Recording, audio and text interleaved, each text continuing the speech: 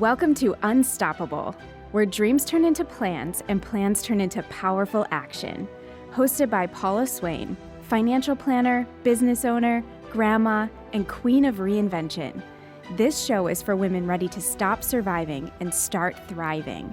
We'll laugh, we'll learn, and we'll tackle the messy, beautiful, in-between parts of life that no one really talks about, but we all live through. This is Unstoppable. Hi, and welcome to Unstoppable. I'm Paula Swain, your host and financial planner with the Financial Center for Women. So today should be a fun show because we're going to talk about imposter syndrome, which, by the way, I suffer from. So my friend, I know, don't look at me that way, Kim. Interesting, Paula. Well, we all do, don't we? 70% of us do, yes. So this is my friend, Kim Boudreau-Smith. Her business is called Her Bold Voice, which is appropriate for us women today because we all need to find our voice. Yes, reclaim it. Yeah, absolutely. Thank you for having me here. I know, thank you. Okay, so yes, I think we all suffer from imposter syndrome. And I don't know if it comes from our childhood or just fear of being rejected or embarrassed, or where does it come from? Okay, so these are all not my scientific research because imposter What do you syndrome is mean? not, I know, it's not a scientific research. Don't you have a PhD after your name? I don't know, I'm quite sure if I want a PhD of imposter syndrome. I believe we do start taking that on at a very young age, unbeknownst to when we're young, we don't know what that is. And like I said earlier a moment ago, 70% of women do embody this, embrace imposter syndrome. In my world, I don't call it a syndrome. I call it an identity, a mask. I call it an outfit because it's something that we place onto ourselves. So I believe we start picking that up when we're very young girls. We just don't know the term. Probably because when you think about that, the image of what we grew up with, and I think it's a little bit different today. I think it's more out there, but we were body shamed. We were told, you have to wear. I'm going to go back to when we were young, Gloria Vanderbilt and Jordache jeans, and do you remember all those things? Like you have to wear those to be cool. Yeah. So yes. So now that we are a little older and embracing our careers and our businesses, when we step into rooms that we're not used to being in rooms, high stakes conversations, things like that, that's where we have a tendency to grab and put the mask on or put a different outfit on. Hence, again, societal, implication. Say that really. Don't ask me to say anything. Societal pressures, we'll just say, is that's where we start taking that on. Don't speak up. We may not look smart enough. And don't speak up. Get out of the room. Go get another degree, certification. When we don't need another of that stuff, or play small, or go real, drag and fiery because we have been marginalized. We've not been heard for many, many centuries as women. Did you suffer from it? Heck yes. So great. Yes, thanks for asking. So many, many years ago, when I was in corporate America, climbing corporate ladders, I was the only woman in the room. Boy, I think back to that day, I had PTSD. Really? And I had imposter, but I didn't know there was such a thing as imposter syndrome. And I was also in rooms where there were no other women. And the women that were outside of the room were vying for my space, which I'm like, come on down. I want more of us in here. And the women were backstabbing me. The men were, I spent many a days on the bathroom floor in corporate America. Yeah, very successful, but I had imposter. I didn't dare speak up for fear that these men would chew me up alive, which they already were chewing me up alive, looking like I wasn't smart enough, being the only woman in the room. So I took on all of that, yeah. So by not speaking up, wouldn't that say you're not the smartest person in the room? Like, isn't that the opposite of what you would want them to think that you're smart? So you would want to speak up. Listen, I've been in, not corporate, but I've been in situations like yours, so I understand what you're saying. Right. But now that I think back at it, I should have used my voice. Yeah. Well, yeah. You and I both. I've been in male-dominant rooms. You're in a very male-dominant industry. Sometimes there'd be 100 financial advisors in the room, and I might be the only woman. Yeah. Oh, yeah. Still very heavily male in your industry, but you're right. When we're not speaking up, we're building an armor around us So we're losing our authentic selves and our voice. And we miss opportunities that's being laid out there on the table. So how do you overcome that? Is it just that one time you just open your mouth, or I mean, is it practice? Yeah. Yeah, it takes practice. It's a skill. You know, it's getting comfortable with being uncomfortable. And the more comfortable you get with being uncomfortable, that gap gets smaller and smaller and smaller. So that you are, when you're in these high stakes conversations, negotiations, sales, leading teams, leading presentations, keynotes, all of those. When you do them, it's like riding a bike. The more you do it, the more comfortable you get at it. It's just, from the bottom of my heart for women, Paula, is we don't go in there and start trying to act like a man, because then we're going to look aggressive. And we don't have to act like a man in order to get ahead, even though we've been conditioned to do that. But why is that? Why does when a woman starts to use her voice, is she considered either aggressive or a bitch? I mean, why is that? Well, again, societal labeling and languaging. I know, but why? I mean, it doesn't make any... It does not. Well, I mean, you get a very confident woman that walks into the room. As long as her communication is matching the credentials and the success and the confidence, because a lot of times we can have the confidence and the credentials, but our languaging does not match it. So it's making sure that you go and you are grounded, and every time you walk into that type of a conversation, that you are grounded and you're staying and embodying your voice. What happens is we have a tendency to slip, and we might pull back and go bunny, pull back, get quiet, or we might go over to the other side and have to get really loud and aggressive. Now, there's a difference between aggressive and assertive.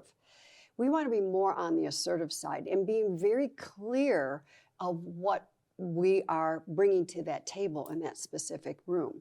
A lot of women, men too, but a lot of women lack that clarity on what they are going to be saying in that environment.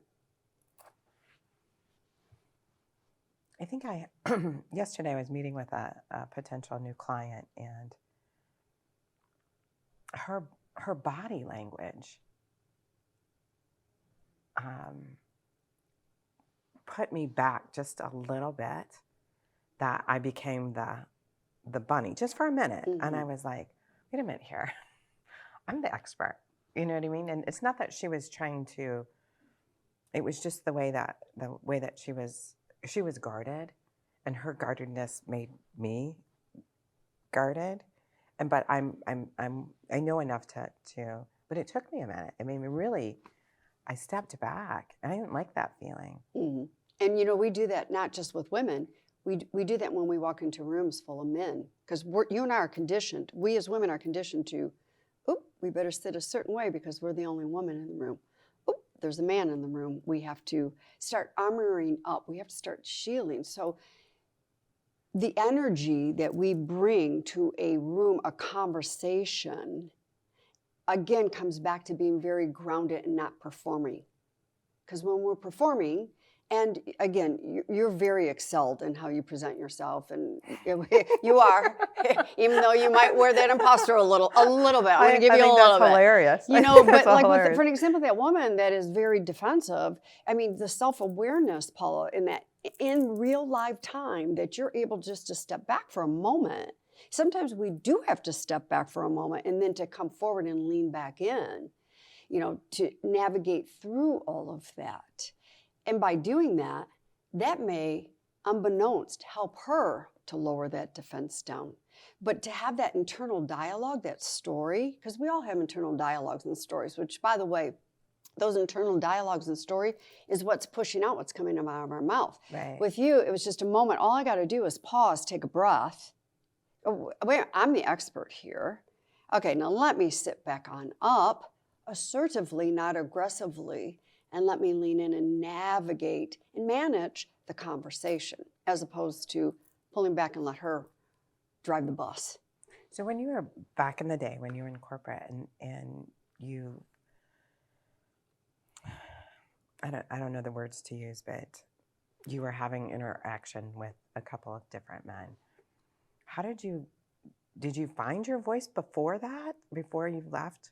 Or did you find it while you were still there? How about, I mean, like, that wasn't what I meant. Did you find your voice after you left that situation? Or did you find it while you're still in that environment? how about way after I left that Okay. way after I left that situation? Yeah. I wanted out. I wanted my own business. I wanted out. I got out, and again, it's, being business owners and, the industry, we're in different industries, the ups and downs, And there's been times I've thought to go back, ha, ha, ha, never. But yes, I found my voice way after, and I found my voice, oh my gosh, I was about 48 years old when I found my voice at 14 Mile and Woodward Avenue here in Royal Oak at an intersection where I fell asleep behind the wheel. Not once, but twice. And thank goodness my head fell down. That's what woke me up. It was the languaging that I was telling myself. And I was only 1.5 miles from home. And thank goodness I didn't hurt anybody or myself. But yeah, that's part of my story. I fell asleep behind the wheel. And when I got home, I stood there and went, something's got to change. So what was going on was, I'm a morning person. Like, I'm up at 5 o'clock, right? Here's what I would do before I got out of bed. I wonder what my schedule is like today so I can come back to bed. Oh, I've been there. This is noon on a sunny afternoon. Didn't even realize I was tired. And I wasn't tired. Fell asleep behind the wheel. And by 2, 3 o'clock in the afternoon, if that's when my day ended, in bed, fully dressed. So what I did in that situation the next morning, well, I knew to start reaching out. I needed help. I start reaching out to some very trusted friends and resources. The next morning, first thing I did, instead of opening up my eyes going, I wonder what my schedule is like, I opened up my eyes and went, wow, look at that drywall above my head that we built. Wow. It's pretty cool. I got drywall above my head. Okay. And then get up. And it just ever so slightly shifted for the day. Mm-hmm. That's where all that communication comes from. It starts internally so that we can match the outside. I've been there, and that's exactly how I got out of it. I just had to find something to be grateful for every morning. And when you feel that, we talk about that a lot on this show, is when you feel that it's not like, I call it like I feel like a little lost or stuck. Like I'm struggling to figure out maybe what my next steps are, or why something is happening to me. And I always believe that it's happening for a reason, right? I may not know it. I may not know it for a while, but eventually I will find out. But then I have to go back and say, okay, what am I grateful for today? Mm-hmm. It's interesting you're saying that, because just last night I was sitting here going, oh my God, we're at the end of January. I'm a business owner, and la la la la la la la la la, and I'm like, whoop, oh, because now I'm starting to bottleneck, and I'm starting to grind instead of grit and grace. I'm starting to punch it, and I went, nope. You need to take a look at what you have going on in the next couple of months, invitations, the funnel.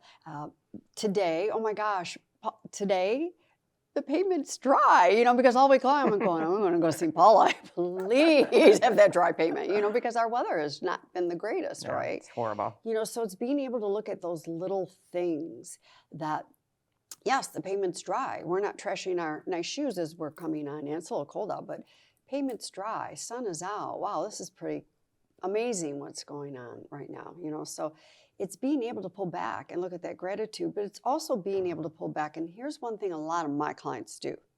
They go into those high-stake conversations, and then they come out, and then it comes the shoulda, woulda, couldas, because now you're shoulda all over yourself. And then what happens to that beautiful iceberg of confidence? We have a pick, and we just start chipping away at it, as opposed to walking out and going, dang, high five, I pulled this off. I did this. I sunk into it. Sometimes when you do come out and you go, oh, high five, I did it, you know what? And then 2 hours later, maybe even the next day, maybe I should have done this, or maybe I should have done that. Sometimes that sneaks back in, even though you have that confidence. Yeah. And it's hard, that inner voice that's constantly telling us all the things, Yeah. our limiting beliefs. Yeah. That's, I call her the hag in the attic. I She's love the that. She's the hag in the attic. She's the conductor. This is how I visualize it. So the inner critic, the hag in the attic, is the conductor of our orchestra. The vice president to the hag is the imposter. And then they point at the harp section that is missing strings and everything. And she says, okay, go in for the self-esteem. Harp. Or the drum that doesn't have all the skin to the drum and, they're offbeat and stuff. That's the confidence section. This is what the critical dialogue does. It is the orchestra of all of this. And we need to be able to say to her, Right. him, whatever. And by the way, to really address a lot of this stuff is to name it, get a persona. I mean, I have a whole persona of my inner critic. I mean, I think she's Roz from one of the animated movies. I can't remember what movie it is, Roz. I do remember Roz. I can't think what the movie is. And she's got a clipboard and she's a taskmaster. She's got cool glasses on because, I buy those glasses. That's Monsters, Inc. Monsters, yeah. And she's got great lipstick because, we went over to Nordstrom and I bought her that lipstick. And she's got a martini in her hand because, I buy her the best vodka. It's being able to create that persona on this so you can name it. So for an example, you're driving, let's say over here, our Down Telegraph, because you are going into Ford Motor Company to give a keynote. Okay, you've got everything is going on, right? We have a tendency to go up into our heads. I'm nervous, I'm nervous, I'm nervous, I'm nervous, I'm nervous. When we need to embody and get down, I'm scared, I'm excited, I'm scare-sighted. And then as we're driving, we have to have the strength to say to that critical dialogue, listen here, sister, I need you in the back seat, not behind me, because I know if you get behind me, you're going to be kicking the seat.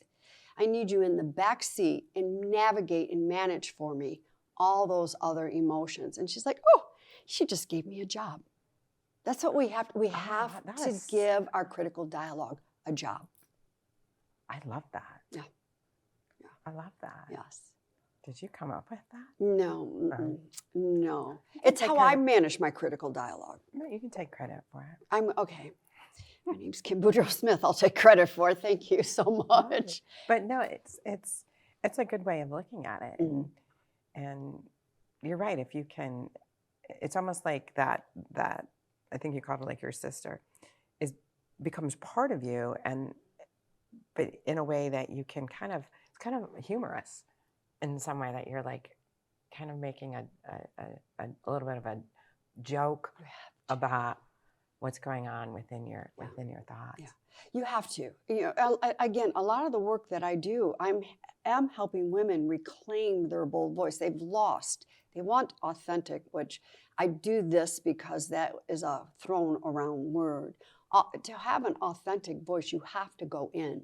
You have to come from within. You have to go home. Dorothy, Ruby, Red Slippers, click. You have to go home to be able to come back on out. I love that. You have to go home to be able to come back out. And like I said, a lot of my clients they're very excelled. They're high achievers. They're missing something at the levels of either their careers or their businesses, and they're not sure what it is. And I can walk into a room and just have an open dialogue, a real quick sentence or two, and I can pick up immediately. It's the conversation and what's going on inside. Okay, I'm going to put you on the spot. Okay, yeah. The first time you met me, what did you think of me? Oh, very confident. Has her stuff together. Oh God, and I'm so not all that.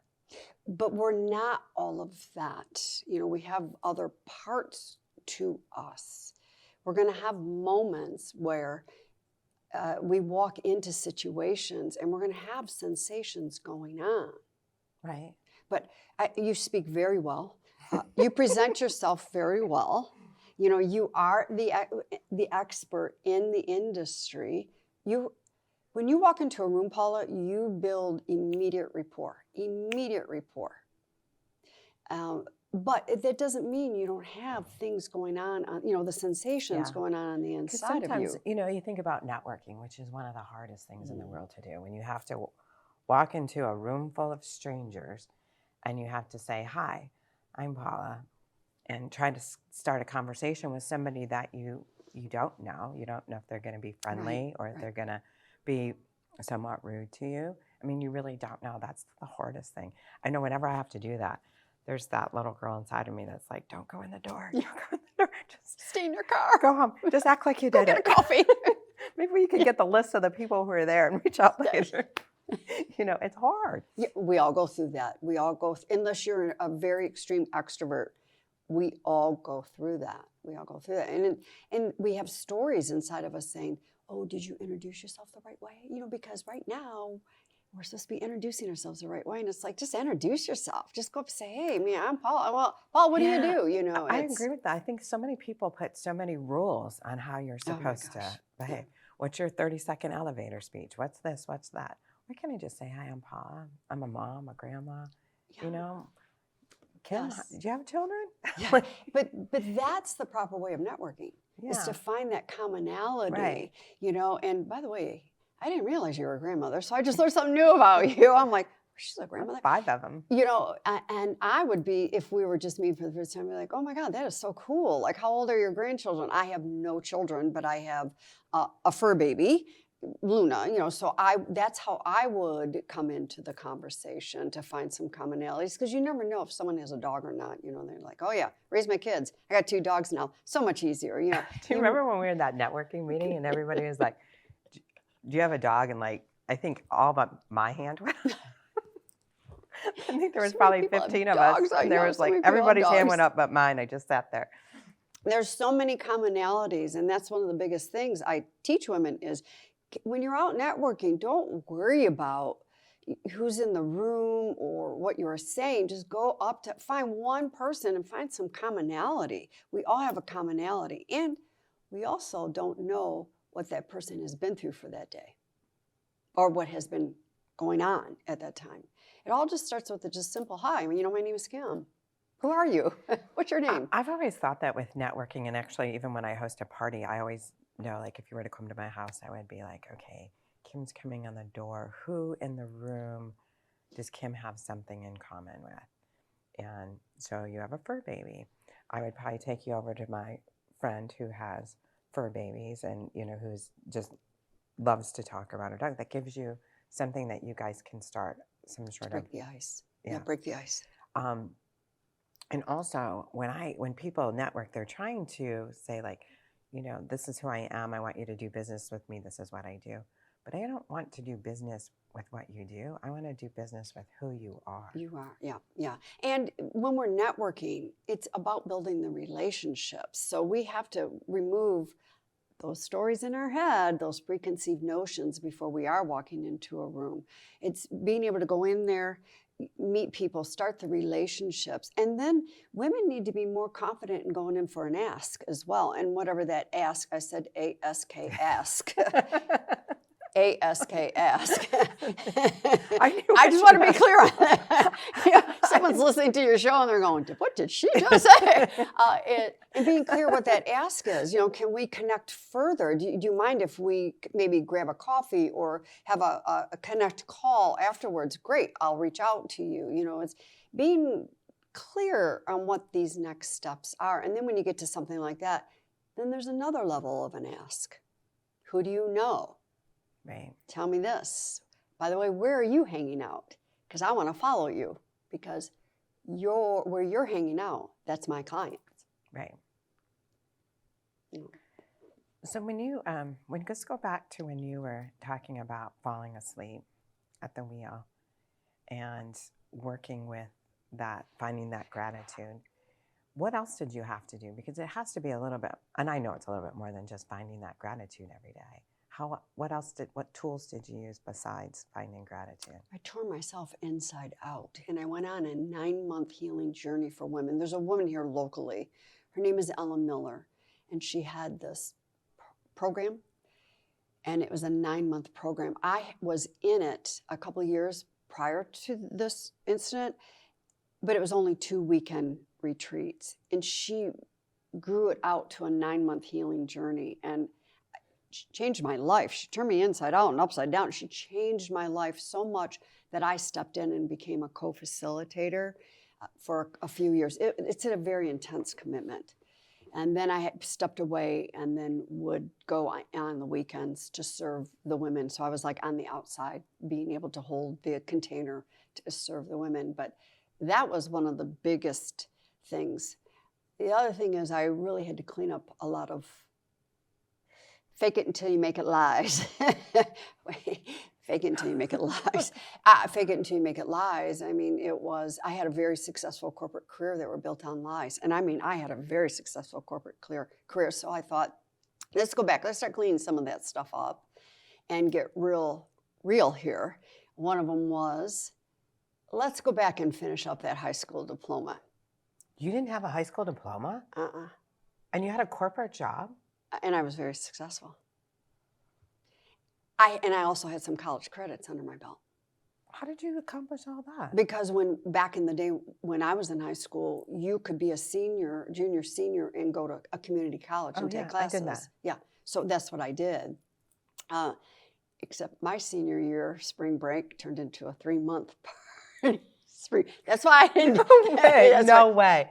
You? Fort Lauderdale, Florida. 3-month party? Yeah, it was fun. So what I did was I started cleaning that up. And I came in, I took a look at my husband, I'm like, I lied. I never finished high school and I'm going to go do it. We're talking no GED. We're going to go do it. We're drive. We're going to go into a class. We're going to do it. So I was, I think it was about 49. Yeah, because it took a while. So I went.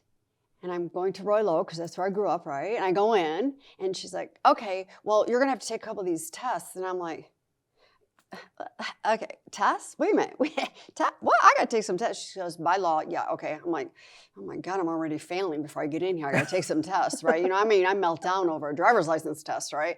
So I took some tests, and I handed it back to her. She goes, I'll have results for you this afternoon of how many credits you need. And I'm like, dang, that's fast. She called me back in a couple hours and she goes, because you've got credits at Oakland Community College, we get to grandfather those in. Good news, bad news.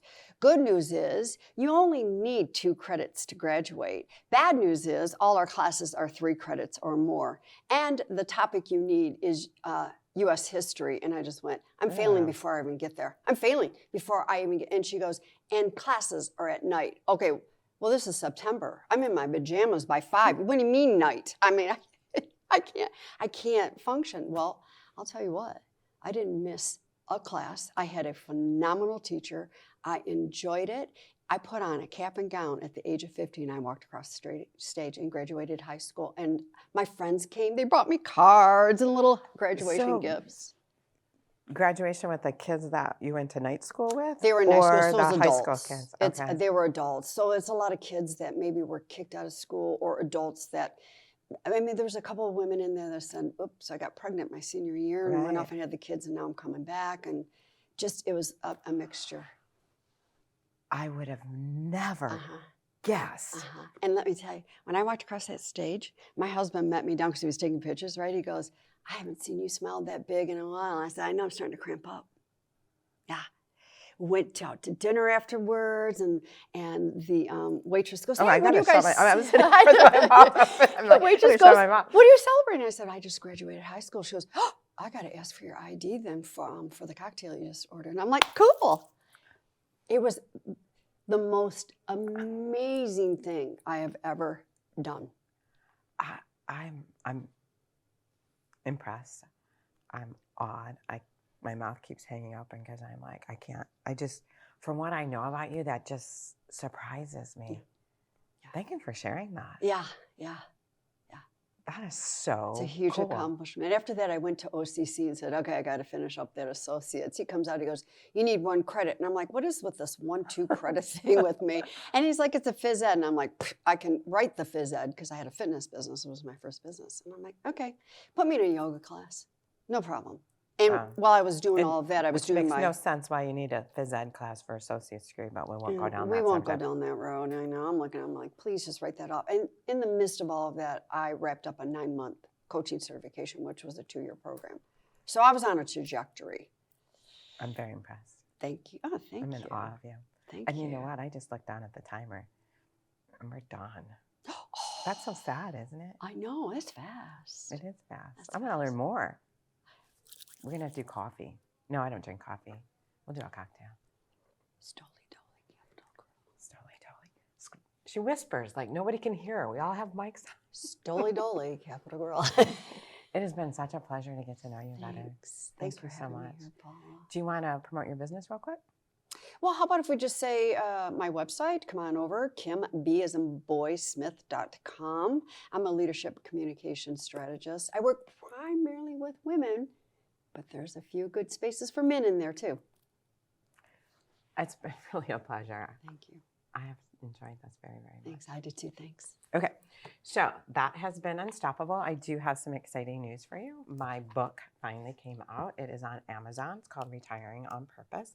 So go out and purchase it if you'd like to. It's geared towards women over 50, but anybody can learn from it. And there's actually a companion workbook that will help you plan out your retirement. So this has been Unstoppable, where we dream, grow, and thrive. Thank you. We'll talk to you next week. Thanks for watching Unstoppable. Do you have a question for Paula? Send it our way. To schedule a one-on-one consultation, give us a call. Unstoppable is brought to you by Paula Swain and the Financial Center for Women. Dream, grow, thrive.